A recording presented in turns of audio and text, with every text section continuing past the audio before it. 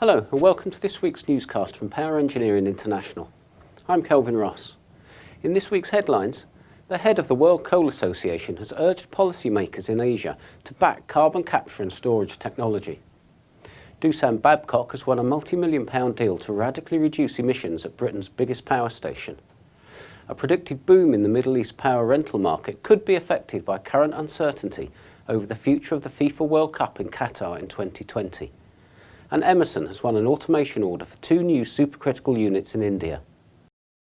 The Chief Executive of the World Coal Association has highlighted the importance of cleaner coal technologies in Asia as the region turns to coal to meet its booming energy demand.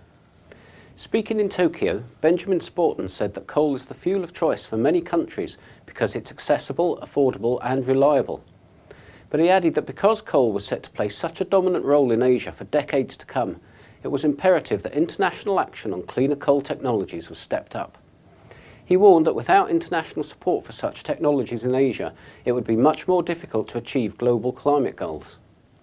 Sporton called for carbon capture and storage to be given policy parity with other low-emission sources of energy, highlighting that feed-in tariffs, power purchase agreements and contracts for difference were all tools that could be employed. UK engineering firm Doosan Babcock has won a multi-million-pound contract to help dramatically reduce emissions at Drax, the biggest power station in Britain.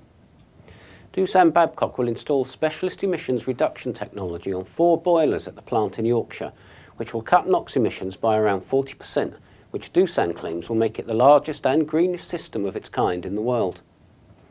The technology will also be fitted to a biomass unit at Drax, enabling it to burn fuel at lower temperatures, resulting in fewer emissions. The work is expected to significantly contribute to extending the lifespan of Drax power station to 2027 and will also help it meet European emissions legislation.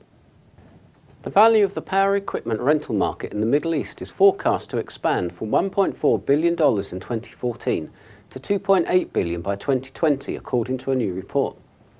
However, the study from research firm Global Data states that some of this growth is dependent on Qatar hosting the 2022 World Cup, something which is now uncertain following recent turbulence in the governing ranks of football's world body FIFA.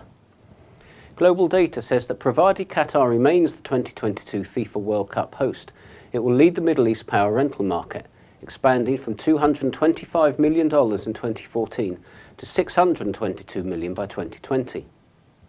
But the report warns that this growth will be curtailed if the country is stripped of hosting the event, following allegations of bribery in the bidding process and the subsequent resignation of FIFA President Sepp Blatter.